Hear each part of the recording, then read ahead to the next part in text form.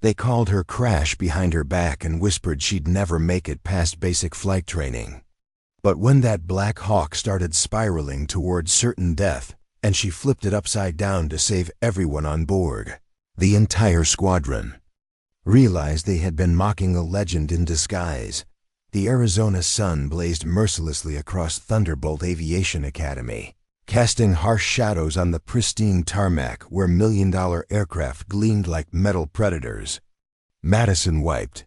"Before we jump back in, tell us where you're tuning in from.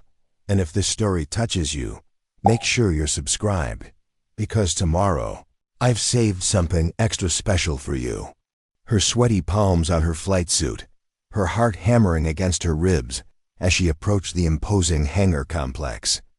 At 24, she carried herself with the uncertain grace of someone who had learned to navigate the world through tears and determination rather than confidence.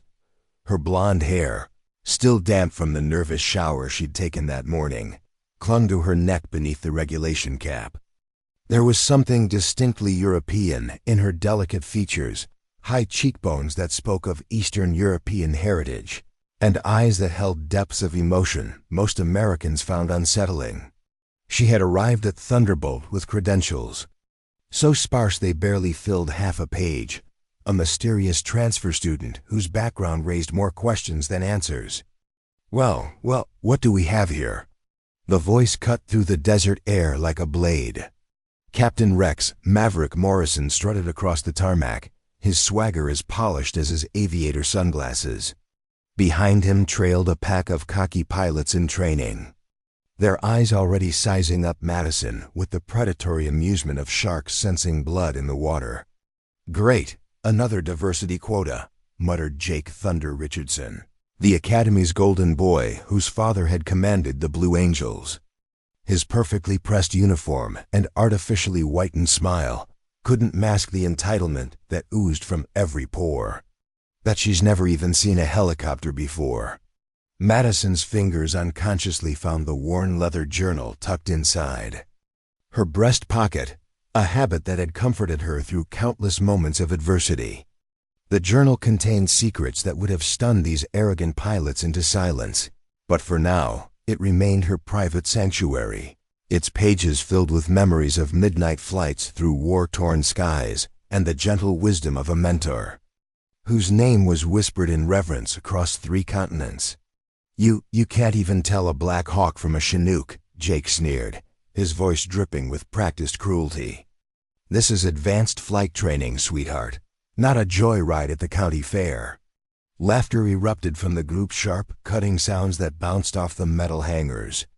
Madison didn't flinch, though something flickered behind her eyes, a brief shadow that suggested depths these fools couldn't fathom. She had learned long ago that tears were a luxury she couldn't afford, that silence was often the strongest response to ignorance. Chief Instructor Colonel Sarah Iron Eagle Hayes emerged from the main building, her weathered face carved by decades of military precision and hard-earned respect. She had seen thousands of hotshot pilots come through these doors, and she possessed an almost supernatural ability to separate the wheat from the chaff with a single glance. But when her eyes fell on Madison, something indefinable made her pause. The girl stood differently than the others, not with the manufactured confidence of privilege, but with the stillness of someone who had learned to endure. There was a quiet intensity in her posture, a coiled readiness that spoke of training that went far beyond textbooks and simulators. "Listen up, maggots," Colonel Hayes barked, her voice cutting through the desert heat. "This is Thunderbolt Aviation Academy, not summer camp. 50% of you will wash out before the end of the month. The helicopters you'll be flying are worth more than your combined student loans, and one mistake can turn you into a very expensive pile of scrap metal." The colonel's gaze lingered on Madison for just a moment longer than the others, noting the way the young woman's eyes didn't dart nervously like her peers, but remained steady, focused, drinking in every word with the intensity of someone who understood that knowledge could mean the difference between life and death. "Your first assignment," Hayes continued, her voice carrying across the tarmac, is basic orientation flights. We'll see who has the stomach for real aviation and who's just here to play Top Gun fantasies. As the group dispersed toward the aircraft lineup, Madison found herself walking alone, her emotional sensitivity making her acutely aware of every whispered insult, every mocking glance. The other students gave her a wide berth, as if her perceived incompetence might be contagious. Jake Richardson made sure his voice carried as he addressed his cronies. $20 says she pukes before we even leave the ground. Another 20 says she requests transfer by Friday. The cruel predictions hung in the desert air like heat mirages, distorting reality with their venom. But Madison simply clutched her journal tighter, her silence concealing secrets that would soon reshape everything these arrogant pilots thought they knew about flying, about courage, and about the quiet power that lived in the hearts of those who had learned to soar through darkness itself. The weeks that followed were a masterclass in psychological warfare, disguised as flight training. Madison endured each day with the stoic grace of someone who had weathered far worse storms than the petty cruelty of entitled flight students. While others complained about the relentless heat, the demanding schedules, and the pressure cooker atmosphere, she absorbed it all with an almost supernatural calm that only seemed to infuriate her tormentors further. Her emotional nature, which should have been a weakness in this testosterone-fueled environment, had been tempered by experiences that none of her fellow students could imagine. Every tear she had shed in darker days had crystallized into an inner strength that made their juvenile taunts feel like raindrops against armor. She carried herself through the academy grounds with the fluid grace of someone who had learned to find stillness in the eye of any storm. During ground school, while other students scrambled to memorize technical specifications and emergency protocols, Madison absorbed the information with an intensity that bordered on the mystical.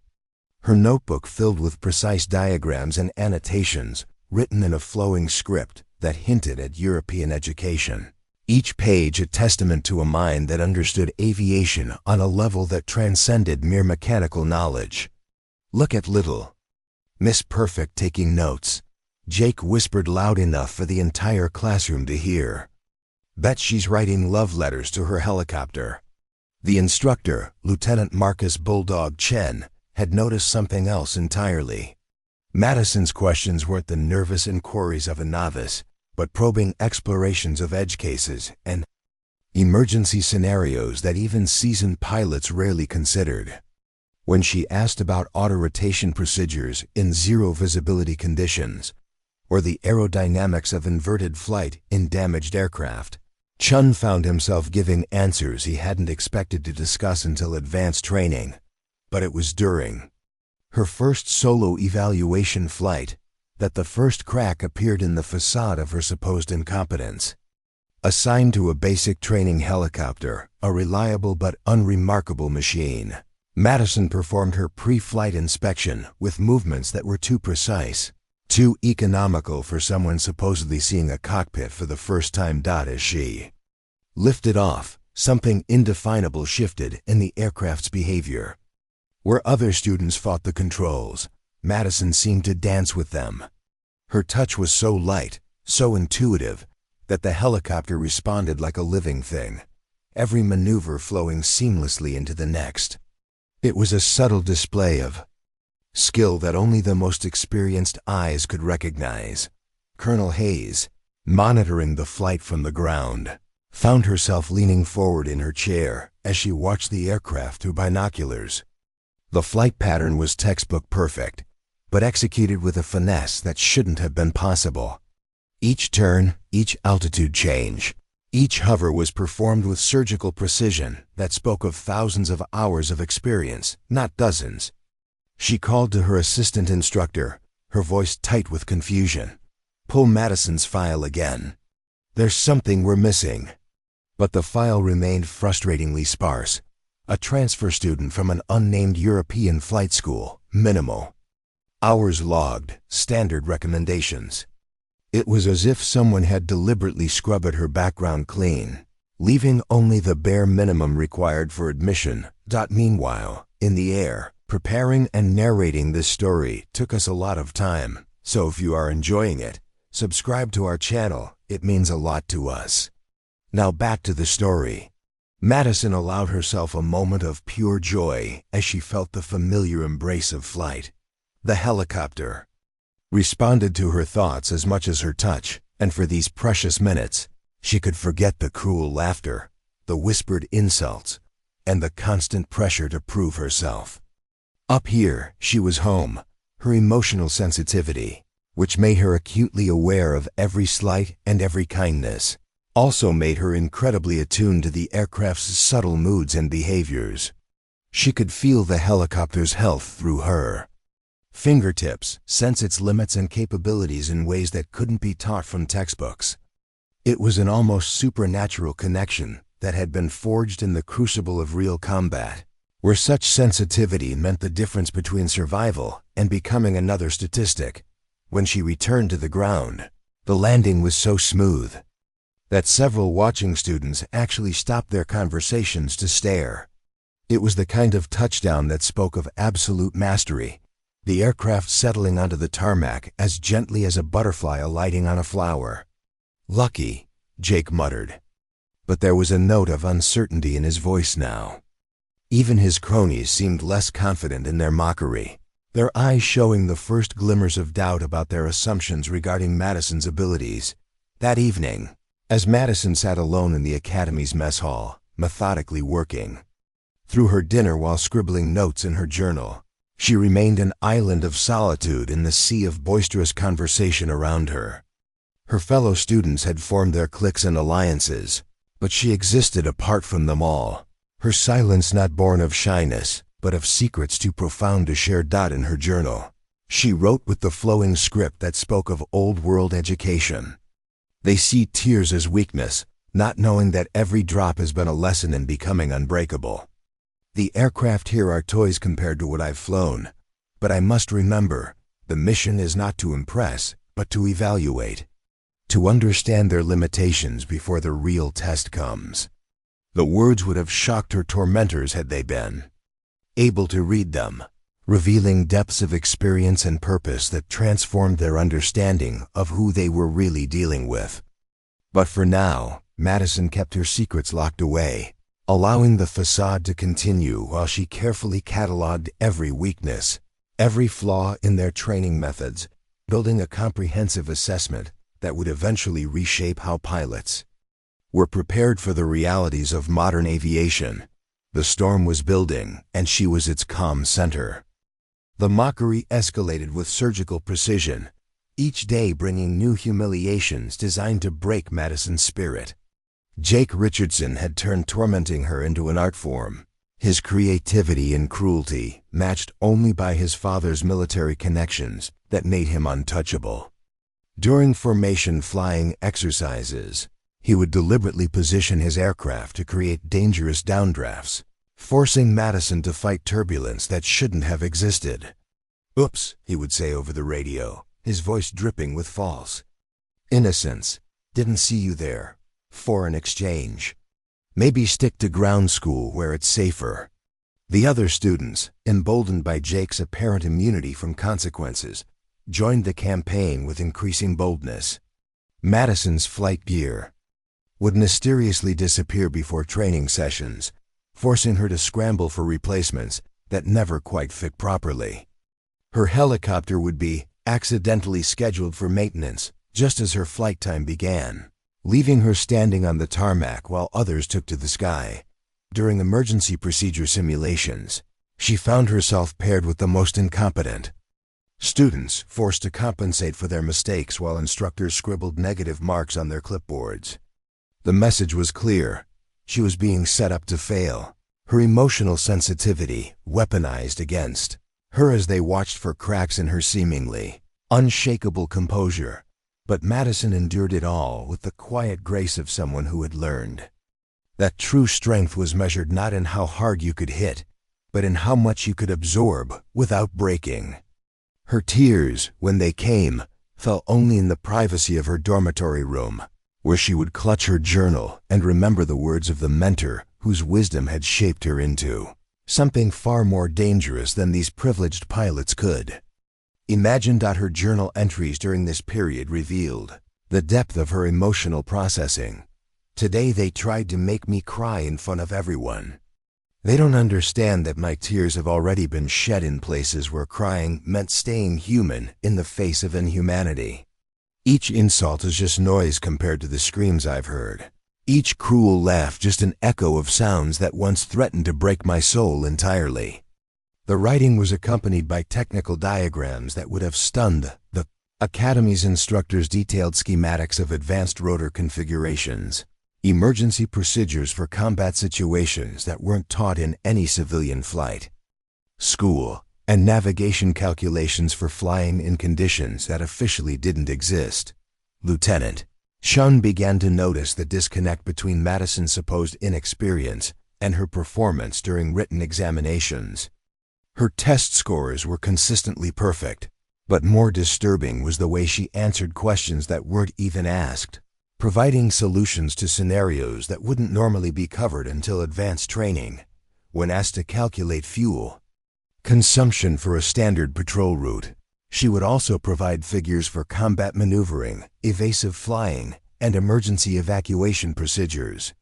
Her mathematical precision was flawless, but the depth of knowledge she displayed suggested exposure to operational parameters that civilian pilots should never encounter.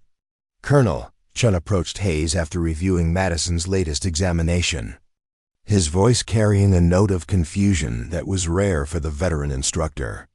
"We need to talk about the European transfer student. Something doesn't add up." Hayes had been thinking the same thing.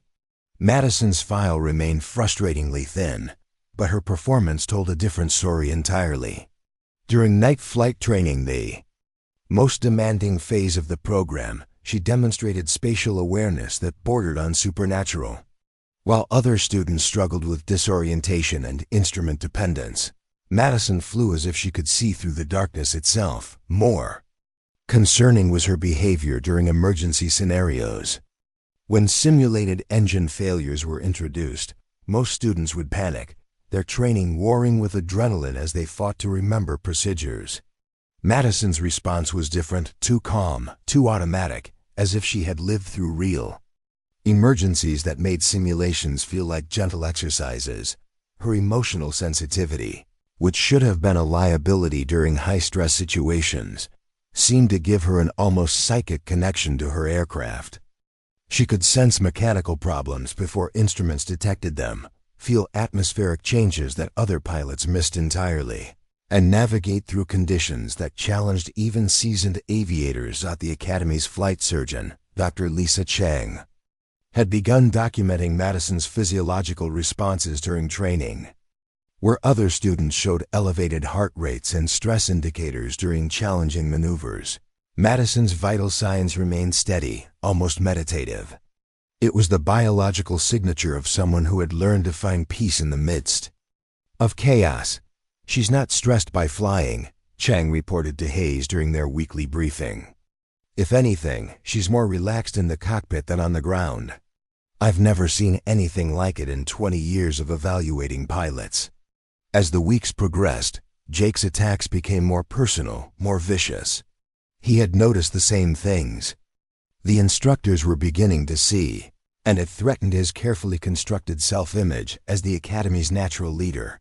During one particularly brutal mess hall confrontation, he crossed a line that even his cronies found uncomfortable. "Maybe where you come from, they let anyone fly," he sneered, his voice carrying across the dining room. "But this is America, sweetheart. We have standards here." The words hit Madison like a physical blow, triggering memories of villages burned by people who spoke of standards while raining death from the sky. For just a moment, her composure cracked, and something flickered behind her eyes, a flash of steel that made several students instinctively step backward. But she said nothing, simply gathered her journal and walked away, leaving Jake with the hollow victory of a bully who sensed, perhaps for the first time, that he might be playing with forces beyond his understanding. The storm was building pressure, and everyone could feel it in the air. Colonel Sarah Hayes had built her reputation on reading people, on seeing through facades and identifying the rare individuals who possessed that indefinable quality that separated true pilots from mere aircraft operators. In 25 years of military aviation, she had developed an almost supernatural ability to spot potential, to recognize the telltale signs of greatness hiding behind uncertainty or inexperience. But Madison confounded every instinct she had developed. The young woman moved through the academy like a ghost, absorbing punishment that would have broken stronger personalities while displaying flashes of skill that defied explanation. Hayes found herself studying Madison's every move, searching for clues that might explain the growing disconnect between official records and observed reality. During advanced maneuvering exercises, Hayes positioned herself in the observation tower with high-powered binoculars, ostensibly monitoring all students but focusing intensely on Madison's aircraft. What she saw challenged her understanding of how skills developed. While other students progressed incrementally, learning through repetition and gradual improvement, Madison flew as if accessing muscle memory that predated her time at Thunderbolt. Her transitions between flight modes were seamless, her spatial awareness absolute, and her touch on the controls revealed an intimacy with aircraft that typically required thousands of flight hours to develop. Most disturbing was her response to unexpected situations. When crosswinds caught other students off guard or mechanical issues arose, Madison adapted instantly, her corrections so smooth they appeared effortless. "Bring up her background check." Again, Hayes instructed her assistant, Lieutenant Rodriguez. "There's something we're missing. Nobody flies like that without serious experience." The background check yielded the same frustrating results: a transfer from an unnamed European flight school, minimal documented hours, letters of recommendation that praised her potential but revealed nothing about her past. It was as if someone had carefully constructed a paper trail that satisfied bureaucratic requirements while concealing everything meaningful about Madison's actual experience. Hayes decided to test her suspicions directly. During the next day's briefing, she announced an unscheduled evaluation advanced emergency procedures that normally weren't introduced until the final month of training. The scenario involved multiple system failures and deteriorating weather conditions, the kind of situation that separated competent pilots from exceptional ones. "This is graduate-level material," she told the assembled students. "I expect most of you to struggle. The purpose is diagnostic to identify areas where we need to focus additional training." She watched Madison's reaction carefully. Wherever students showed visible anxiety, their faces betraying concerns about their readiness for such advanced scenarios, Madison simply nodded, her expression thoughtful but untroubled. It was the response of someone who had faced real emergencies that made simulations feel routine.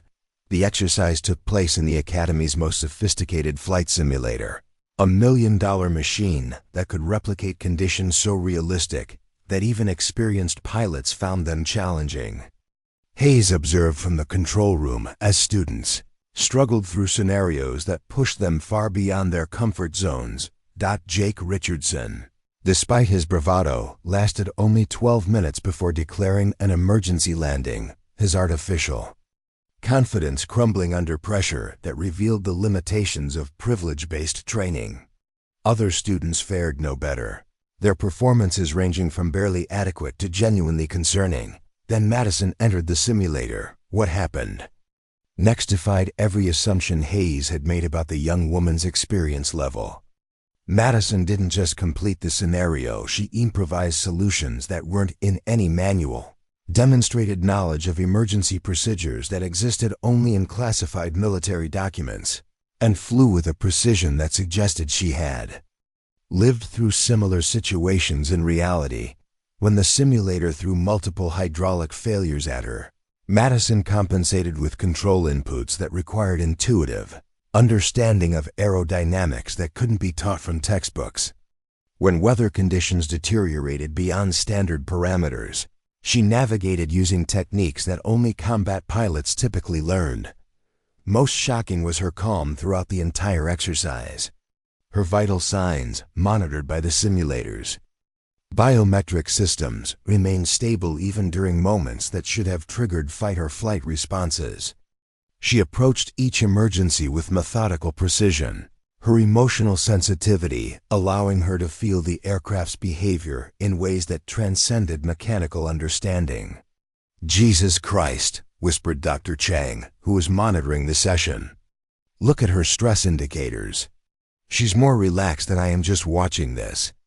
Hayes found herself leaning forward, her hands gripping the observation rail as she watched Madison complete maneuvers that shouldn't have been possible given her supposed experience level. The young woman was flying with the confidence of someone who had faced real danger, real consequences, real situations where failure meant death rather than a poor grade. When Madison emerged from the simulator, her composure unchanged despite completing a scenario that had rattled seasoned instructors, Hayes made a decision that would change everything. She approached the young woman privately, her voice carrying decades of command authority. "Madison," she said, her tone carefully measured, "that was extraordinary. Where exactly did you learn to fly like that?" For just a moment, Madison's carefully maintained facade slipped. Hayes caught a glimpse of something profound behind. Those emotional eyes, depths of experience that suggested stories too complex for official files. Training that had occurred far from any academy. "I had a very good instructor," Madison replied quietly, her European accent becoming more pronounced under direct questioning. "Someone who believed that aviation is about more than just following procedures." It wasn't really an answer, but it confirmed Hayes's growing suspicions. This wasn't a novice pilot struggling to learn basic skills. This was someone with advanced training, carefully concealing their true capabilities. The question was why, and more importantly, what other surprises might be hidden beneath Madison's carefully constructed mask of inexperience. Hayes decided to escalate her investigation, but she also made another choice that would prove crucial in the days ahead. She began watching Jake Richardson and his cronies more carefully, documenting their harassment with the methodical precision of someone who sensed that a reckoning was approaching. The pieces were falling into place, but the picture they were forming challenged everything the Academy thought it knew about the quiet young woman who endured their cruelest treatment with supernatural grace. Something was coming, and Hayes intended to be ready. The harassment reached a crescendo during the Academy's most demanding phase combat simulation training. It was here that the veneer of civilized instruction finally cracked, revealing the brutal realities that separated genuine pilots from those who merely played at being aviators. Jake Richardson, sensing that his dominance was somehow being threatened by Madison's quiet competence, orchestrated his most vicious assault yet. During a particularly complex formation exercise, Jake deliberately positioned his aircraft to create a dangerous situation. As Madison attempted to maintain formation in her assigned position, he executed a sudden banking maneuver that forced her helicopter dangerously close to the ground. The rotor washed from his aircraft, creating turbulence that should have been impossible to navigate. Any normal student pilot would have panicked, declared an emergency, or crashed. Madison did something that defied explanation. She used the turbulence itself, turning what should have been a fatal situation into a display of flying that belonged in air shows rather than training exercises. She rode the chaotic air currents. Like a surfer navigating massive waves, her aircraft dancing through conditions that violated every safety protocol. "What the hell was that?" Lieutenant Chun's voice crackled over the radio, a mixture of awe and alarm that captured what everyone watching had witnessed. Madison had just performed aerial maneuvers that weren't taught anywhere, using principles of aerodynamics that required understanding combat flying in the most extreme conditions. Jake's response revealed the depth of his growing desperation. "Must have been luck," he transmitted. but his voice carried a note of uncertainty that his cronies noticed. For the first time, the golden boy of Thunderbolt Academy sounded genuinely unsettled. That evening, the psychological warfare escalated. Beyond mere mockery, Madison discovered her personal belongings scattered across her dormitory room, her journal, her most precious possession, missing entirely.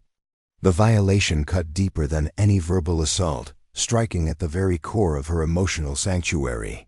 She found the journal later, tossed carelessly into a trash bin behind the mess hall, several pages torn and crumpled. As she knelt to retrieve the damaged book, her hands trembling with suppressed emotion, Jake's voice cut through the evening air like a blade. "Lose something for an exchange?" He stood surrounded by his usual pack of followers, their smug expressions illuminated by the harsh fluorescent lights of the Academy complex. Maybe it's time to accept that some people just don't belong here. For the first time since arriving at Thunderbolt, Madison's composure cracked completely. Tears began streaming down her face, not the silent tears of private grief, but raw, emotional sobs that seemed to well up from depths that had been suppressed too long. Her European sensibilities, her emotional openness that she had learned to hide behind stoic facades, erupted in a display of vulnerability that her tormentors seized upon like wolves sensing wounded prey. "Look at that," Jake laughed, his voice carrying across the courtyard, crying like a little girl. "This is why women don't belong in combat aviation." But even through her tears, something else began to emerge. Madison's sobs carried undertones that made seasoned instructors pause, not the helpless weeping of a broken spirit, but something deeper, more primal. It was the sound of someone who had cried over graves, who had wept for losses that transformed, rather than diminished. Colonel Hayes, drawn by the commotion, arrived to witness the confrontation. What she saw confirmed her growing suspicions about Madison, while simultaneously revealing the toxic culture she had allowed to fester within her academy. Jake's cruelty was systematic, calculated, designed to break spirits rather than forge stronger pilots. "Richardson!" Hayes barked, her command voice cutting through the night like artillery. "Explain to me why you find a fellow officer's distress amusing." Jake's confidence wavered for the first time, his practiced arrogance meeting genuine authority. "Colonel, you were just demonstrating exactly why your daddy's connections won't save you. If you wash out of my program." Hayes interrupted, her tone carrying menace that made several observers step backward. "Return to quarters, all of you, now." As the crowd dispersed, Hayes approached Madison, who was carefully collecting the torn pages of her journal. Up close, the colonel could see details that had escaped her previous observations. The calloused hands that spoke of mechanical work under harsh conditions, the faint scars on her forearms that suggested experiences with damaged aircraft, and, most telling, the way she handled the journal with reverence reserved for sacred objects. "Madison," Hayes said gently, her voice carrying none of its usual military crispness. "Those pages, they're not just personal notes, are they?" Madison looked up, her tear-streaked face revealing emotions that were complex beyond simple sadness. In her eyes, Hayes saw depths of loss and determination that belonged to someone who had faced genuine tragedy, who had learned lessons in places where failure carried ultimate consequences. "They're letters," Madison whispered, her European accent thick with emotion. "Letters I never got to send to people who didn't come home from places that officially don't exist." The admission hung in the night air like a confession, revealing layers of experience that transformed Hayes's understanding of who she was really dealing with. This wasn't a civilian pilot struggling with basic training. This was someone processing grief from missions that existed in classified shadows. Someone whose emotional tears were connected to operational realities that most pilots would never face. Hayes helped Madison gather the remaining pages, noting technical diagrams interspersed with personal reflections, navigation calculations that referenced geographic features from conflict zones, and maintenance procedures for aircraft configurations. That existed only in special operations units. "Who trained you, Madison?" Hayes asked quietly, her question carrying the weight of someone who recognized classified knowledge when she saw it. "And I mean really trained you, not the official story in your file." Madison clutched the damaged journal against her chest, her tears slowing but her emotional vulnerability still raw. Someone who believed that pilots who fight for others need to understand loss before they can truly protect anyone. Someone who taught me that tears make you stronger, not weaker, because they connect you to what you're really fighting for. It was another non-answer that revealed everything, confirming Hayes' suspicions while raising even more disturbing questions. As Madison walked away, moving through the darkness with the fluid grace of someone who had learned to navigate by more than sight alone, Hayes realized that Thunderbolt Academy was about to face something unprecedented. The quiet young woman they had all underestimated was carrying secrets that could reshape their understanding of what it meant to be a pilot. And Jake Richardson's cruelty had just awakened something that had been dormant, waiting for the right moment to emerge. Storm was no longer building, it was about to break. Dr. Chang's medical reports began painting a picture that Colonel Hayes found increasingly disturbing. Madison's physiological responses during high-stress training scenarios weren't just unusual. They were impossible for someone without extensive combat experience.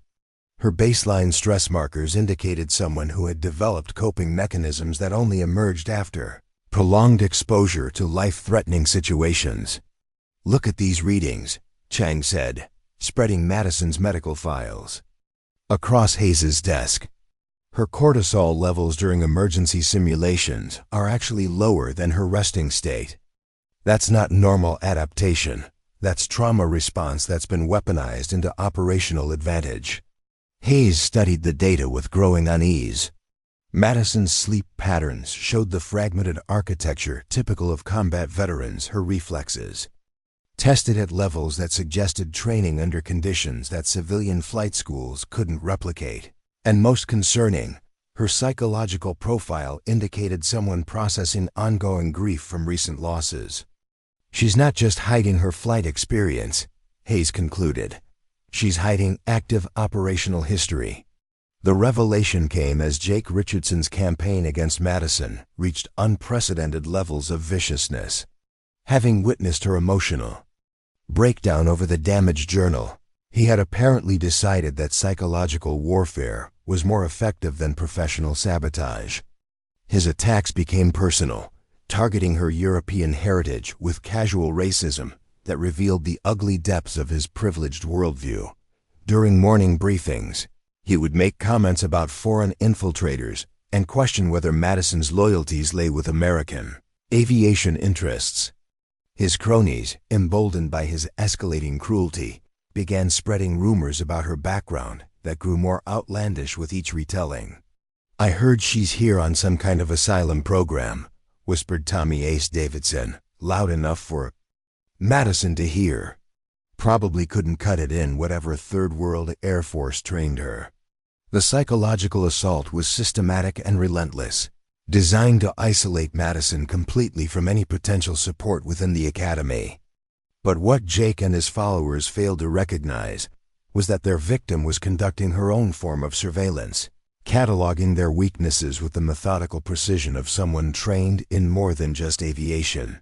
Madison's journal entries during this period revealed the depth of her operational thinking. Jake's anger stems from inadequate training masquerading as natural talent. His formation flying lacks spatial awareness that comes from actual combat experience. Tommy compensates for poor reflexes with aggressive positioning that would be fatal in real engagement scenarios. They mistake aggression for competence, volume for authority. Her assessments read like intelligence reports, analyzing not just flying abilities but leadership potential, decision-making under pressure, and psychological resilience. It was the work of someone who had been trained to evaluate military personnel for purposes that extended far beyond academic instruction. Lieutenant Chun, reviewing training footage from the previous week, noticed something that chilled him to the bone. During a particularly complex helicopter recovery exercise, Madison had performed a maneuver that existed only in classified special operations manuals, a technique for extracting personnel from hostile environments that required split-second timing and nerves that couldn't be taught in civilian settings. "Colonel," he approached Hayes with the video footage, his voice tight with concern. "You need to see this. Madison just performed a combat extraction maneuver that's not supposed to exist outside of special operations units." Hayes watched the footage in silence, her military experience allowing her to recognize techniques that were beyond classified. They were compartmentalized knowledge available only to pilots who operated in the darkest corners of international conflict. Madison had executed the maneuver flawlessly, with the unconscious competence of someone who had used it operationally. "Run a deeper background check," Hayes ordered. "Use military intelligence channels. I want to know everything about Madison's real history, and I want it yesterday."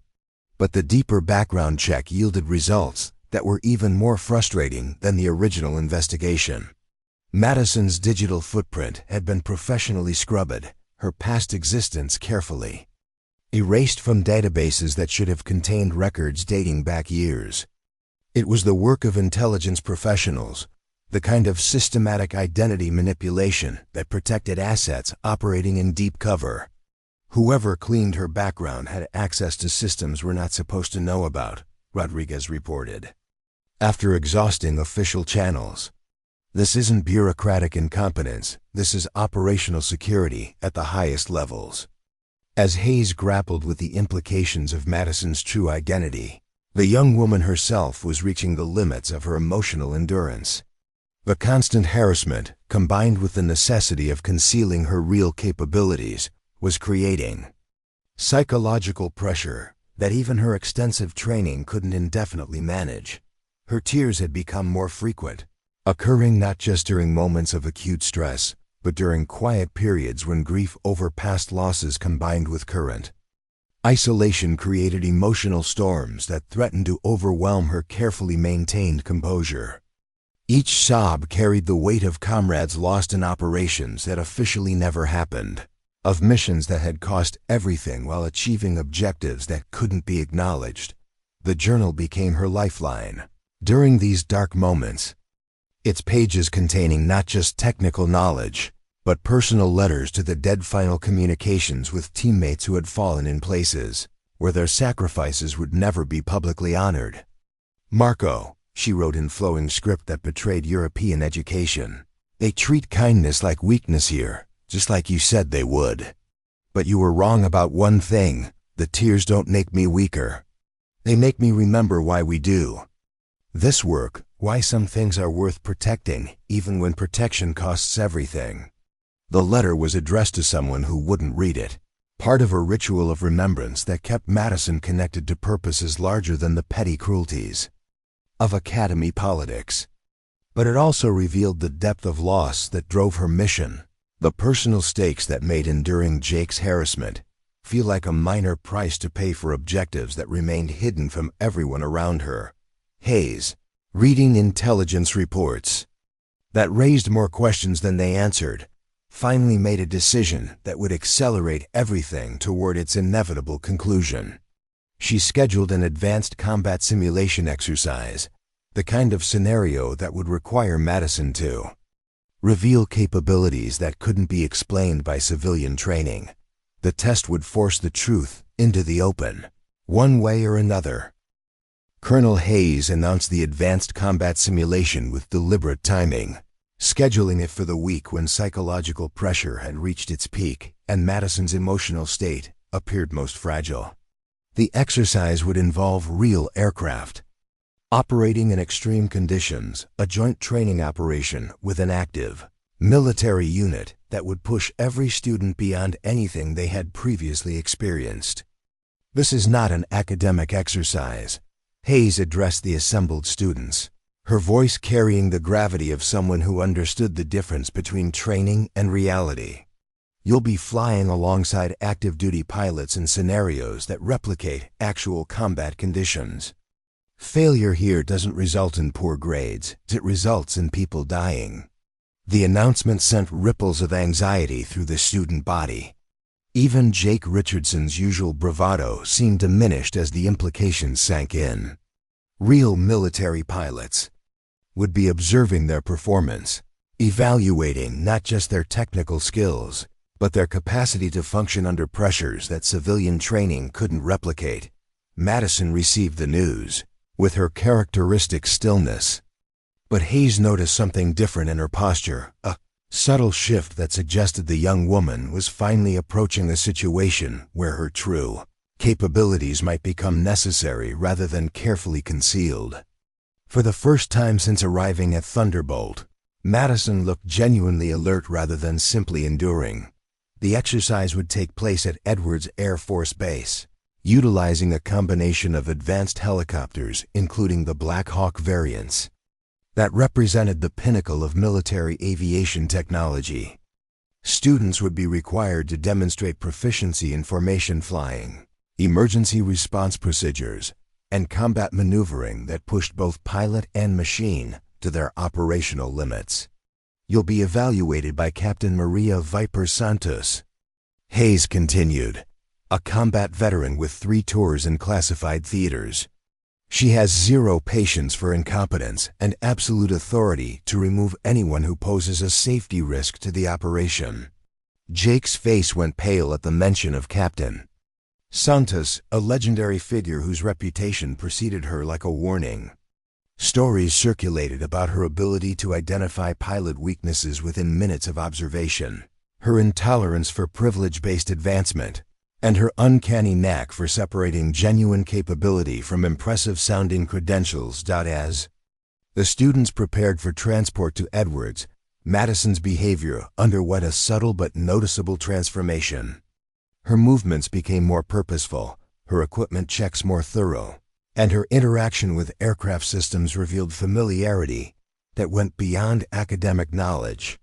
She handled her flight gear with the unconscious competence of someone who had used it operationally rather than just practiced with it. Dr. Chang, monitoring pre-exercise medical evaluations, noted significant changes in Madison's physiological markers. Her stress indicators are dropping as we approach the exercise, she reported to Hayes. It's like she's more comfortable with real danger than simulated threats. The observation confirmed Hayes's growing suspicions. Madison wasn't just hiding advanced flight training, she was someone who functioned better under actual pressure than artificial stress.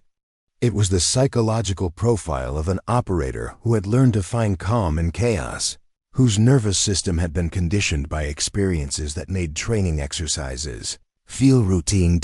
During the pre-flight briefing at Edwards, Captain Santos conducted individual assessments that left several students visibly shaken. Her questions probed beyond technical knowledge into decision-making under pressure, moral reasoning in impossible situations, and the kind of intuitive understanding that couldn't be taught from manuals. When she reached Madison, the interaction took on different characteristics entirely. Santos studied the young woman with the intensity of someone recognizing something familiar, her questions shifting from basic competency evaluation to probing inquiries that suggested deeper knowledge of Madison's background. Tell me about your experience with emergency evacuations, Santos said, her voice carefully neutral but her eyes sharp with interest. Specifically, extractions from compromised landing zones under hostile fire. The question shouldn't have made sense for a civilian flight student, but Madison answered with detail that stunned everyone within earshot. She described procedures for operating in contested airspace, techniques for minimizing aircraft exposure during personnel recovery, and decision-making protocols that existed only in classified military documents. Interesting theoretical knowledge, Santos observed, but her tone suggested she recognized the difference between academic study and operational experience. Where exactly did you study these procedures? Madison's response was delivered with the same careful precision she had maintained throughout her time at Thunderbolt. I had instructors who believed that understanding worst-case scenarios made routine operations safer. It was another non-answer that revealed everything, while officially disclosing nothing. Santos nodded slowly, her expression suggesting she understood exactly what wasn't being said, while respecting the necessity of operational security that kept certain truths. Officially UNACKN, OWLED, EDOT, as the students prepared for the actual flight. Exercise. Jake Richardson made one final attempt to undermine Madison's credibility. Approaching Captain Santos privately, he began detailing his concerns about Madison's competency, her emotional instability, and his doubts about her ability to function under pressure. "With respect, Captain," he said, his voice carrying the entitled confidence of someone who expected authority figures to share his prejudices, "I think Madison poses a real safety risk. She's been crying constantly, her background is questionable, and honestly, I don't think she has the emotional stability for military aviation." Santos listened to his assessment with the patient expression of someone who had heard similar complaints countless times before. When Jake finished his presentation, her response was delivered with the kind of quiet authority that made seasoned officers step carefully. "Richardson," she said, her voice carrying undertones that made several nearby personnel look up with interest. "In my experience, pilots who spend time worrying about other people's emotional state usually have questions about their own competence that need addressing. Focus on your own performance. I'll handle evaluating the others." The dismissal was absolute and public, leaving Jake with the uncomfortable realization that his attempts at manipulation had not only failed, but had potentially damaged his own standing with the evaluating officer. As he walked away, his usual confidence visibly shaken, Madison watched with the quiet satisfaction of someone who had learned that patience was often the most effective form of warfare. The stage was set for revelations that would reshape everyone's understanding of what they thought they knew about capability, courage, and the true cost of the skills they were pretending to learn. The morning of the advanced exercise dawned with ominous weather conditions that transformed routine training into something approaching actual operational danger. Winds gusted unpredictably across Edwards Air Force Base, and cloud formations suggested atmospheric instability that would challenge even experienced military pilots. Captain Santos gathered the students around a weather briefing that painted a picture of marginal flying conditions. "Today's exercise will proceed as scheduled," she announced, her voice cutting through the wind. "Real combat doesn't wait for perfect weather, and neither will your evaluation."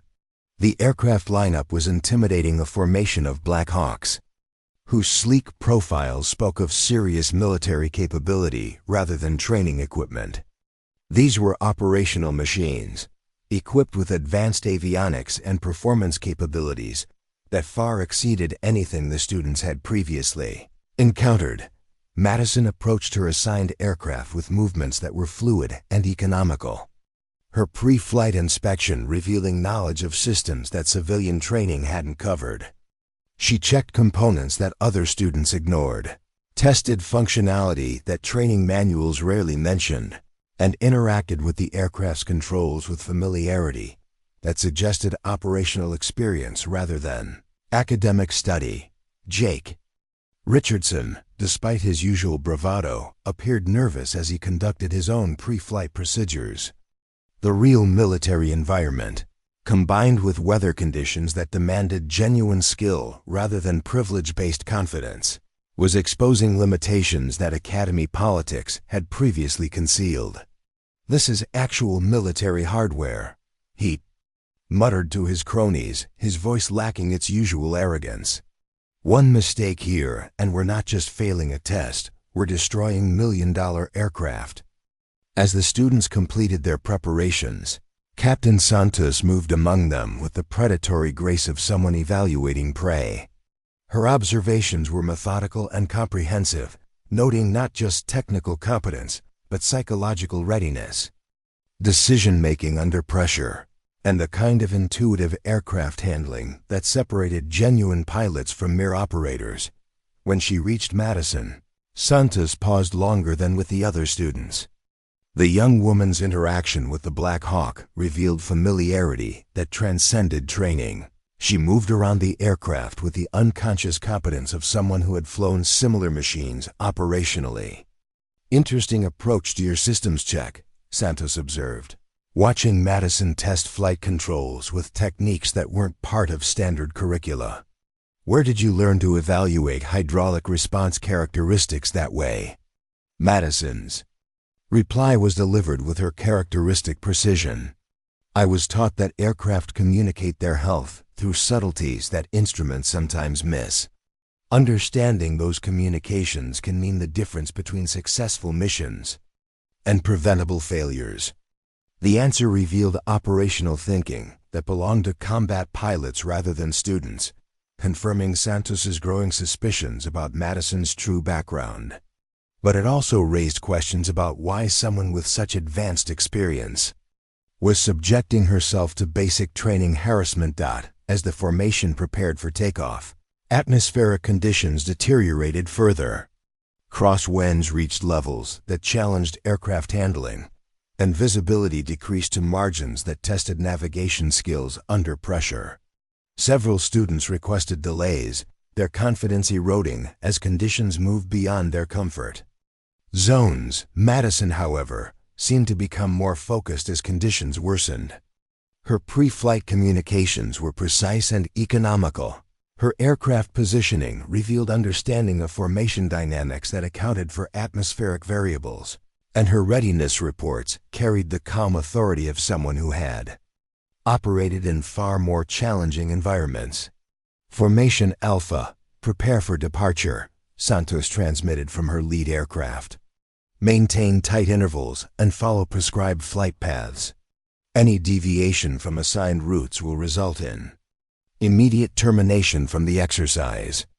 The takeoff sequence unfolded with military precision, each aircraft lifting off in carefully timed intervals that created a formation of deadly elegance against the stormy sky. But as they climbed toward their operational altitude, it became clear that weather conditions were pushing the exercise toward the edge of safety parameters. Turbulence created by atmospheric instability made formation flying treacherous. Aircraft were buffeted by invisible forces that demanded constant correction, and several students struggled to maintain their assigned positions within the formation. Jake Richardson's aircraft began showing signs of pilot over-control excessive inputs that made his machine unstable rather than correcting for atmospheric disturbances. Madison, flying in the formation's most challenging position, adapted to the conditions with fluid grace that made her aircraft appear to dance with the turbulence rather than fight against it. Her control inputs were minimal but perfectly timed, using atmospheric forces to maintain formation integrity while other pilots battled against conditions they couldn't effectively predict. "Student 7, Santos transmitted using Madison's exercise call sign. Your formation discipline is exceptional. Maintain current position and assist with navigation verification." The acknowledgement was significant. Combat veterans didn't praise student pilots unless they demonstrated capabilities that merited professional recognition. Several students heard the transmission and realized that Madison was performing at levels that exceeded their own abilities by margins they couldn't understand. As the formation approached the exercise area, Captain Santos received updated weather reports that transformed the training scenario into something approaching genuine emergency conditions. Wind shear warnings were being issued for their operational altitude, and atmospheric disturbances were creating turbulence that challenged the operational limits of their aircraft. "Formation Alpha, be advised that weather conditions are deteriorating beyond normal training parameters," Santos transmitted. "This exercise will continue as planned, but understand that margin for error has been eliminated. Flying will require combat-level precision." The announcement sent ripples of anxiety through the formation. Students who had approached the exercise as advanced training suddenly realized they were operating in conditions that demanded genuine expertise rather than academic knowledge. But Madison's aircraft continued performing with unwavering precision. Her flight path stable despite atmospheric chaos that was testing the limits of both pilot and machine. She was flying with the calm competence of someone for whom extreme conditions were routine rather than exceptional. The storm was about to provide the crucible that would reveal truths that had been carefully concealed for months. Weather was stripping away pretense, exposing the difference between privilege and competence, between training and experience. And in the heart of that atmospheric chaos, Madison was finally approaching a situation where her true capabilities would become not just useful, but absolutely necessary for survival. The emergency began with a radio transmission that chilled every pilot in the formation. Mayday, Mayday, this is Thunder 47. Catastrophic hydraulic failure, losing control authority. Repeat, catastrophic hydraulic failure. Jake Richardson's voice cracked with terror as his Black Hawk began exhibiting the horrifying behavior of an aircraft whose flight controls were failing systematically. The helicopter yawed unpredictably, its nose pitching wildly as hydraulic fluid streamed from damaged systems, creating a visible trail in the turbulent air. Captain Santos's response was immediate and professional. Thunder 47, maintain current heading if possible. Formation Alpha, establish emergency spacing. Prepare for potential auto-rotation landing procedures. But even as Santos coordinated the emergency response, atmospheric conditions were deteriorating beyond anything the exercise planners had anticipated.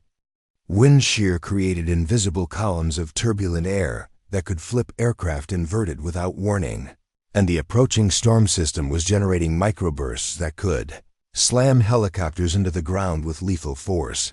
Madison, flying in position closest to Jake's failing aircraft, watched the unfolding crisis with the calm focus of someone who had lived through similar emergencies in operational environments. Her training kicked in, not the academic instruction of Thunderbolt Academy, but the hard-earned expertise of someone who had learned crisis management in places where failure meant death rather than poor grades. Student 7 to formation lead. Madison transmitted, her voice carrying none of the panic that was beginning to infect other pilots. Thunder 47's flight path is deteriorating toward the canyon area. Terrain limitations will prevent standard auto-rotation procedures. Her assessment was delivered with technical precision that surprised Santos. Madison was evaluating the emergency with operational expertise that belonged to combat veterans rather than students, analyzing variables that civilian training rarely covered. Student 7, maintain formation discipline, Santos replied. But her tone suggested she was beginning to understand that Madison possessed capabilities that transcended her official status as a trainee. Jake's situation continued deteriorating with terrifying speed. His aircraft was now exhibiting the classic symptoms of complete hydraulic failure controls that responded sluggishly, if at all. Flight characteristics that became increasingly unpredictable, and the growing likelihood of catastrophic loss of control that would result in impact with terrain that offered no possibility of survival. "I can't hold it," Jake screamed over the radio, his earlier arrogance completely replaced by raw terror. "Controls aren't responding. Somebody help me." The irony was brutal and immediate. The same pilot who had spent months mocking Madison's abilities was now pleading for assistance that his own training couldn't provide. His privileged background, his father's connections, his academy reputation, none of it mattered when faced with mechanical failure that demanded genuine expertise rather than inherited confidence. Madison's response came without hesitation, delivered with the kind of calm authority that emerges only from extensive experience with life-threatening situations. Formation lead, request permission to assist with emergency extraction procedures. Santos hesitated for only a moment before responding. The situation was moving beyond standard protocols, and Madison's demonstrated competence throughout the exercise suggested capabilities that might prove crucial in preventing a fatal outcome. Student 7, you are cleared to assist. Use extreme caution. What happened next defied every assumption about Madison's supposed inexperience. She positioned her Black Hawk with precision that required intuitive understanding of aircraft behavior in extreme conditions, using atmospheric disturbances to her advantage rather than fighting against them. Her approach to Jake's failing aircraft demonstrated knowledge of emergency procedures that existed only in classified military manuals. She coordinated her flight path to provide aerodynamic assistance, using her rotor wash to help stabilize Jake's helicopter while simultaneously creating an escape corridor that might allow controlled descent despite his system failures. Thunder 47, follow my flight path exactly, Madison transmitted, her voice carrying command authority that made even Captain Santos pause. Do not attempt to fight your controls. Let the aircraft settle into the airflow pattern I'm creating. Her instructions revealed operational knowledge that shouldn't have existed outside of special operations units. She was improvising emergency procedures that required understanding of advanced aerodynamics, combat maneuvering techniques, and crisis management that belonged to pilots with years of operational experience. But atmospheric conditions were still deteriorating, and the terrain below offered no suitable landing areas for an aircraft in Jake's condition. Rocky canyon walls, scattered boulders, and elevation changes created a landscape where even perfect emergency procedures might not prevent catastrophic impact. Madison's assessment of the situation was delivered with clinical precision that chilled everyone listening. Formation lead. Terrain analysis indicates no viable landing zones within current glide path. Recommend immediate implementation of inverted recovery procedures. The suggestion stunned everyone monitoring the emergency frequency. Inverted recovery procedures were theoretical concepts that existed only in the most advanced military training programs, techniques for using controlled aircraft. Inversion to achieve landing approaches that conventional methods couldn't accomplish. Student 7, Santos transmitted, her voice tight with concern. Inverted recovery procedures are not authorized for this exercise. Repeat, not authorized. Madison's response carried undertones that revealed the depth of her hidden experience. Formation lead. Conventional procedures will result in terrain impact within 90 seconds. Alternative methods are required for survival. She was describing a situation where theoretical became necessary, where academic knowledge had to yield to operational reality that demanded techniques civilian training didn't acknowledge. The young woman who had endured months of mockery was revealing expertise that could mean the difference between survival and becoming another aviation accident statistic. As Jake's aircraft continued its terrifying descent toward terrain that offered no mercy for pilot error, Madison made a decision that would expose everything she had worked to conceal. Her aircraft began a maneuver that existed only in classified documents, a controlled inversion that would allow her to create an aerodynamic cushion for Jake's failing helicopter using techniques that officially didn't exist. The moment of truth had arrived, and Madison was finally operating in conditions where her true capabilities weren't just useful. They were absolutely essential for preventing a tragedy that would haunt everyone involved for the rest of their lives. The maneuver Madison initiated defied every principle of conventional aviation. Her Black Hawk rolled inverted with mechanical precision, the massive helicopter rotating along its longitudinal axis until she was flying completely upside down. Her rotor system creating an umbrella of controlled turbulence above Jake's failing aircraft. Jesus Christ, Captain Santos whispered, her professional composure cracking as she witnessed a maneuver that existed only in theoretical discussions among special operations pilots. Student 7, what the hell are you doing? Madison's response was delivered with the calm authority of someone executing procedures. She had practiced in environments where perfection was the only alternative to death. Formation lead, implementing aerodynamic cushioning using inverted flight dynamics. Maintaining position to provide controlled descent corridor for emergency aircraft.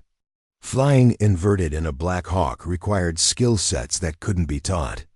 In civilian settings, the helicopter's control systems weren't designed for sustained inverted flight, requiring constant compensation for aerodynamic forces that wanted to tear the aircraft apart. Fuel flow, hydraulic pressure, and engine performance all operated outside normal parameters, demanding pilot inputs that bordered on supernatural precision. But Madison flew as if inversion was routine, her aircraft maintaining perfect position. Relative to Jake's failing helicopter, despite operating completely outside conventional flight envelopes, her rotor wash created a column of controlled air that allowed Jake's powerless aircraft to descend in a stable pattern that defied the chaotic atmospheric conditions surrounding them. How is this possible? Lieutenant Chun transmitted from his observation aircraft, his voice carrying the awe of someone witnessing capabilities that challenged his understanding of what helicopters could accomplish. She's maintaining formation discipline while flying completely inverted in wind conditions. That should make this impossible. The technical achievement was staggering, but the tactical implications were even more profound. Madison wasn't just demonstrating advanced flying skills, she was revealing operational expertise that belonged to pilots who had flown missions in contested airspace, who had learned techniques that existed outside official doctrine because conventional methods failed under extreme conditions. Jake's aircraft, supported by the aerodynamic cushion Madison was creating, began descending toward terrain that still offered no conventional landing opportunities. Rocky outcroppings, scattered boulders, and steep elevation changes created a landscape where even controlled descent might result in catastrophic impact. Student 7, Santos transmitted, her voice tight with concern about the risks Madison was accepting to save someone who had spent months trying to destroy her confidence. Terrain below remains unsuitable for emergency landing. Recommend immediate termination of current maneuver. Madison's reply revealed the moral compass that had guided her through darker situations than academy politics. Formation lead. Pilot extraction remains viable using current approach vector. Continuing descent to achieve ground contact within acceptable parameters. She was describing a landing approach that existed only in the most classified military procedures, using inverted flight to achieve controlled impact in terrain that couldn't accommodate conventional emergency procedures. It was a technique that required understanding of aircraft stress limitations, pilot physiological endurance, and ground impact dynamics that civilian training didn't acknowledge. As the two aircraft descended toward Earth in their impossible formation, Madison's helicopter providing controlled turbulence from an inverted position, while Jake's powerless machine settled into the aerodynamic corridor she was creating, the technical challenge reached levels that tested the absolute limits of both pilot and machine. 30 seconds to terrain contact, Madison transmitted, her voice maintaining professional calm despite executing maneuvers that pushed her Black Hawk beyond any manufacturer specifications. Thunder 4-7, prepare for ground contact. Do not attempt control inputs during final approach. Jake's response was barely coherent, terror overwhelming his ability to follow instructions that might save his life. I can't do this. The controls aren't working. We're going to crash. Madison's reply carried undertones of authority that revealed experiences with personnel under extreme stress in operational environments. Thunder 4-7, you are not flying the aircraft. I am flying both aircraft. Trust the process and prepare for survivable impact. The final phase of the landing approach tested everything Madison had learned in places whose names appeared in no official records. Flying inverted while managing the descent profile of a second aircraft required spatial awareness that transcended normal human limitations, physical endurance that had been developed through exposure to conditions that civilian training couldn't replicate. Her aircraft touched down first still inverted, absorbing ground impact through techniques that distributed force across airframe components in patterns that prevented catastrophic structural failure. The landing was controlled destruction, using aircraft durability to protect human life through methods that existed only in the most desperate operational scenarios. Jake's helicopter settled into the cushion of disturbed air Madison had created, his aircraft achieving ground contact that was violent but survivable. Metal crumpled and systems failed, but the passenger compartment remained intact, protecting human life through aerodynamic principles that few pilots understood well enough to implement. As dust settled around the two aircraft, Madison's Black Hawk rested inverted but structurally intact, Jake's helicopter damaged but with its crew compartment undamaged. Radio frequencies erupted with transmissions that revealed the magnitude of what everyone had witnessed. "Formation lead to base operations," Captain Santos transmitted, her voice carrying awe that professional training couldn't suppress. "2 aircraft down with successful emergency landing." "Repeat, successful emergency landing achieved through procedures that I've never seen implemented outside of classified operational environments." Madison emerged from her inverted aircraft with movements that were fluid, despite the physical stress of sustained inverted flight. Her first action was to approach Jake's helicopter, checking on the pilot who had spent months undermining her, while she had quietly developed the skills that ultimately saved his life. As emergency response teams converged on the landing site, Captain Santos approached Madison with questions that would reshape everyone's understanding of who they had been dealing with for the past months. The quiet young woman who had endured mockery and harassment had just demonstrated capabilities that belonged to the most elite levels of military aviation, revealing expertise that challenged everything Thunderbolt Academy thought it knew about training, competence, and the true meaning of strength under pressure. Captain Santos approached the crash site with measured steps, her combat-trained eyes cataloging details that transformed her understanding of what she had just witnessed. Madison stood beside Jake's damaged aircraft, methodically checking his vital signs with medical precision that suggested training far beyond basic first aid certification. "Richardson appears stable," Madison reported, her voice carrying none of the emotional vulnerability that had characterized her academy persona. "Mild concussion, possible stress fracture in his left wrist from impact forces, but no life-threatening injuries." The clinical assessment was delivered with professional competence that belonged to someone with extensive experience in post-crash medical evaluation. Santos watched Madison work with growing certainty that the quiet young woman who had endured months of harassment was finally revealing capabilities that military intelligence had spent considerable effort keeping classified. "Madison," Santos said, her voice carrying the authority of someone who had connected pieces of a puzzle that had been deliberately scattered. "That landing sequence, where exactly did you learn to execute inverted aerodynamic cushioning procedures?" The question hung in the desert air like a challenge. Madison looked up from her patient assessment, her European features showing none of the emotional fragility that had defined her academy image. For the first time since arriving at Thunderbolt, she met direct questioning with steady eye contact that revealed depths of experience that couldn't be hidden any longer. "Operation Nightfall," Madison replied quietly, her accent becoming more pronounced as she abandoned the careful speech patterns she had maintained for months. "Kosovo Theater, 2023, classified extraction missions that required techniques conventional training doesn't acknowledge." The admission hit Santos like physical impact.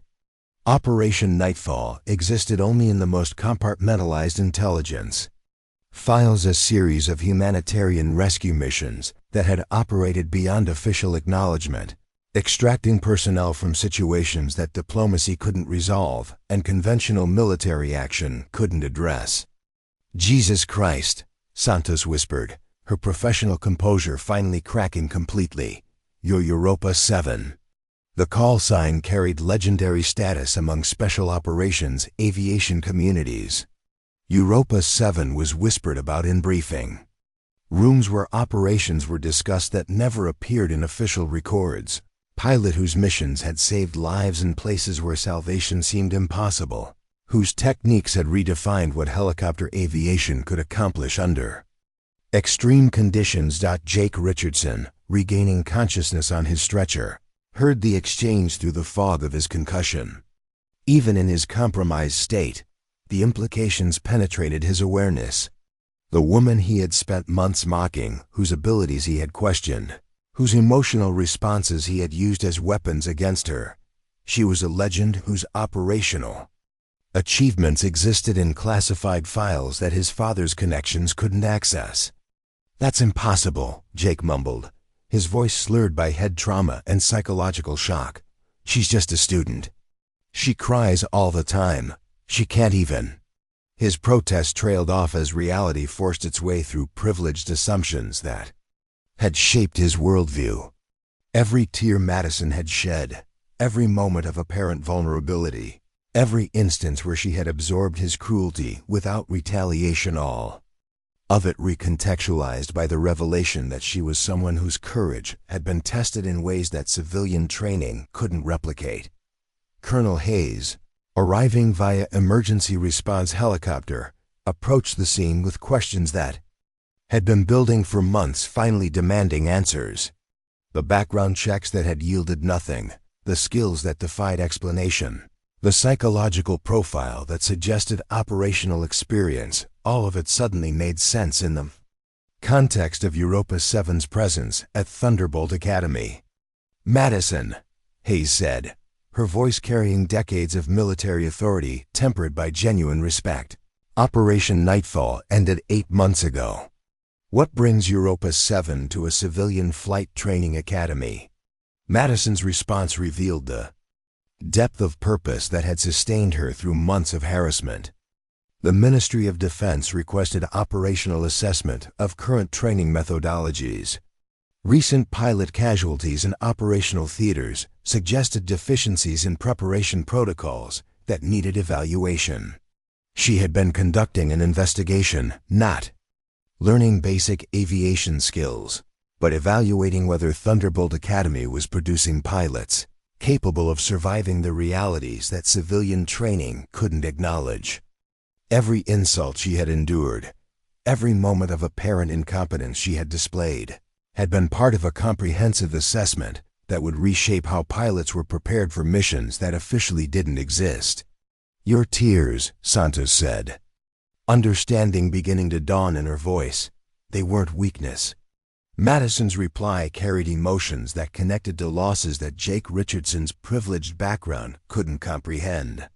They were for teammates who didn't come home from places where crying means you're still human enough to remember why lives matter. Every operation costs something. The question is whether the cost produces pilots who can protect others when protection is the only thing standing between survival and catastrophe. Dr. Chang, examining Jake's injuries while monitoring Madison's psychological state, noticed something that completed the picture. Madison's stress indicators during the emergency landing had been lower than baseline. She had been more relaxed while executing impossible maneuvers under life-threatening conditions than she had been enduring. Academy harassment. You were evaluating us, Hayes concluded, pieces falling into place with devastating clarity. All of us.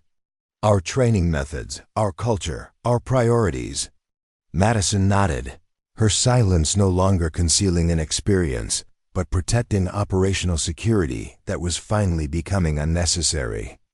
The investigation was complete, and the results would transform everything Thunderbolt Academy thought it knew about preparing pilots for realities that textbooks couldn't describe. Jake Richardson, lying on his stretcher with his worldview crumbling around him, finally understood the magnitude of what he had attempted to destroy. He had spent months attacking someone whose courage had been tested in operational environments, Where his worst fears would be considered routine challenges, the revelation hung in the desert air like a storm front, reshaping everyone's understanding of strength, competence, and the true cost of the skills they had been pretending to master. The flight back to Thunderbolt Academy unfolded in silence that carried the weight of revelations that had shattered every assumption about Madison's true identity. Jake Richardson, strapped to a medical stretcher in the transport helicopter, stared at the aircraft ceiling while processing the complete collapse of his carefully constructed worldview. Europa 7, the woman he had tormented for months, whose tears he had mocked, whose competence he had questioned. She was a legend whose operational achievements existed in classified files that documented missions in places where his worst nightmares would be considered routine challenges. Upon landing at the academy, word of Madison's true identity spread through the student body with the speed of wildfire. The quiet young woman who had endured months of harassment was someone whose courage had been tested in operational environments that transformed civilian training into academic exercises. "Did you know?" Tommy Davidson asked one of his cronies, his voice carrying the bewilderment of someone whose understanding of competence had been completely overturned.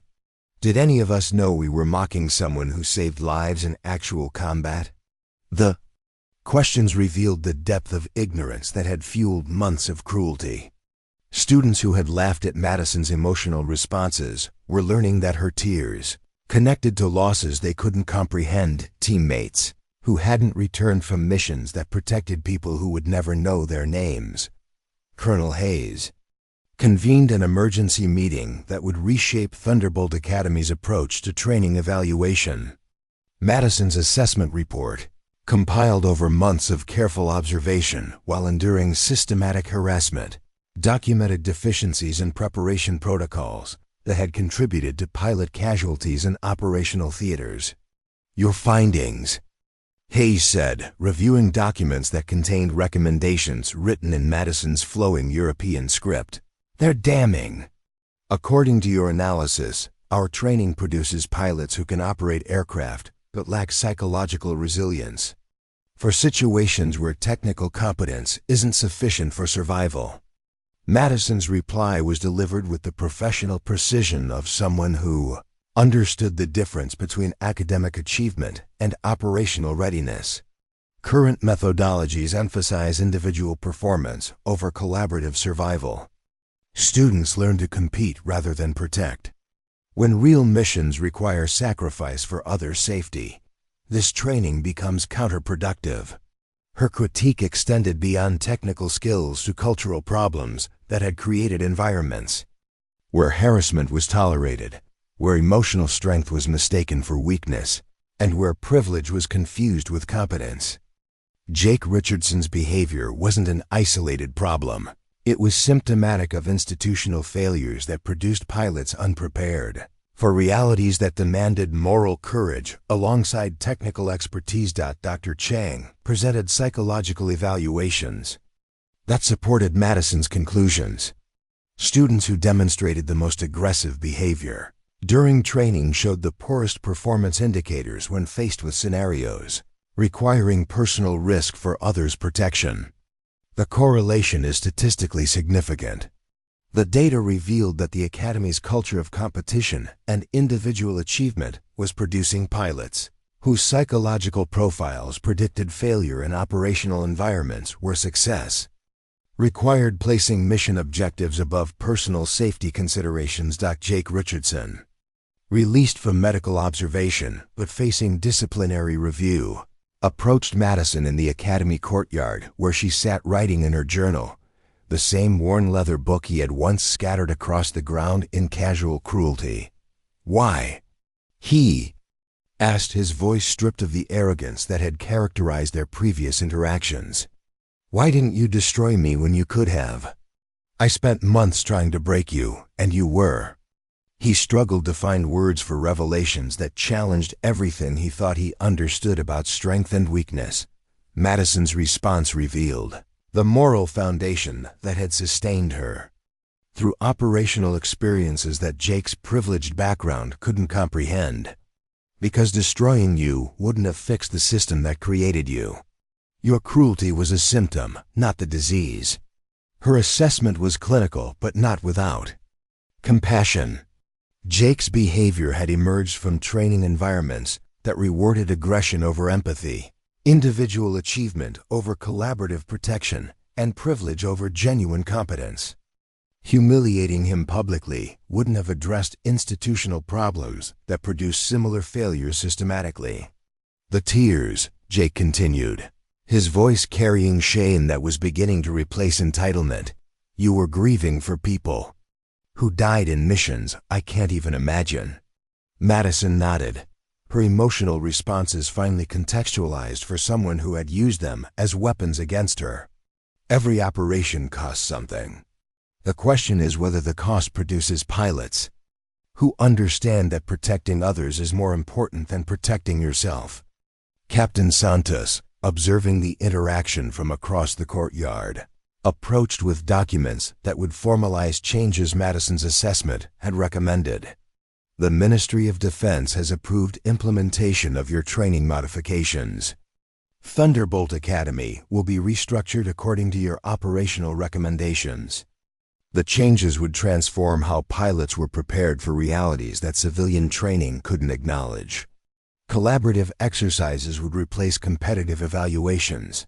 Psychological resilience training would emphasize emotional intelligence over stoic endurance, and cultural modifications would eliminate environments where harassment indicated strength rather than character failure. Jake Richardson, facing the complete collapse of assumptions that had shaped his identity, made a decision that surprised everyone monitoring his psychological evaluation. I want to start over. Not transfer somewhere else where my father's connections might protect me from consequences, but actually learn what it means to be a pilot who protects others. The request revealed personal growth that demonstrated Madison's approach had achieved something that punishment couldn't have accomplished. Rather than destroying someone who had attacked her, she had created conditions where genuine transformation became possible. Madison's mission at Thunderbolt Academy was complete, but her influence would reshape how pilots were trained for generations. The quiet young woman who had endured months of harassment had transformed institutional failures that had cost lives in operational theaters, proving that true strength lay not in dominating others, but in creating systems that elevated everyone's capacity for courage. Her tears had been the beginning of transformation that would protect future pilots from failures that privilege-based training couldn't prevent. 6 months after the revelation that had transformed Thunderbolt Academy, Madison stood in the redesigned training facility that bore little resemblance to the institution where she had endured months of systematic harassment. The walls displayed photographs of operational missions that had once existed only in classified files, visual reminders that aviation training served purposes beyond individual achievement. The changes she had recommended were comprehensive and profound. Competitive ranking systems had been replaced with collaborative assessment protocols that evaluated pilots' ability to function as protective teams rather than individual performers. Psychological resilience training now emphasized emotional intelligence as operational strength rather than liability. The cultural transformation has exceeded all projections, Colonel Hayes reported during Madison's final evaluation briefing. Pilot retention in operational theaters has improved by 47% since implementation of your recommendations. More importantly, mission success rates have increased while casualty statistics have dropped to historic lows. Madison accepted the statistical validation with characteristic quiet satisfaction. Her tears during those difficult months had connected to losses that drove her mission teammates, whose deaths had resulted from training failures that privilege-based systems had perpetuated. The operational improvements meant fewer families would receive notifications that their loved ones hadn't returned from missions that protected people who would never know their names. Jake Richardson approached across the training grounds, his bearing transformed by months of genuine education rather than entitled performance. The arrogance that had once defined his interactions had been replaced by humility that demonstrated authentic learning about what it meant to protect others rather than dominate them. "Madison," he said, his voice carrying respect that connected to hard-earned understanding of competence versus privilege, "I wanted to thank you before you transfer to your new assignment." His gratitude was rooted in personal transformation that Madison's approach had made possible. Rather than destroying someone who had attacked her, she had created conditions where genuine growth could occur. Jake's current performance indicators suggested he was developing into a pilot whose psychological profile predicted success in operational environments that demanded moral courage alongside technical expertise. "You saved my life twice," he continued, his acknowledgement revealing depths of understanding that months of genuine training had developed. "Once in that helicopter, and once by teaching me that strength means protecting others rather than proving superiority." Madison's response reflected the wisdom that had sustained her through experiences that civilian training couldn't replicate. Everyone deserves opportunities to become who they're capable of being. The question is whether systems support transformation or perpetuate failures that cost lives. Dr. Chang presented final psychological evaluations that documented the Academy's cultural evolution. Harassment incidents have dropped to virtually zero. Collaborative performance indicators have improved across all metrics, and student psychological profiles now predict operational success rather than competitive achievement. The data confirmed that Madison's approach had addressed root causes rather than symptoms. By transforming institutional culture, she had eliminated environments where cruelty indicated strength and emotional intelligence was mistaken for weakness. Captain Santos arrived with orders that would define Madison's next mission. "The European Defense Consortium has requested your assignment to their advanced training facilities. Similar assessment and transformation work, but focused on international cooperative operations."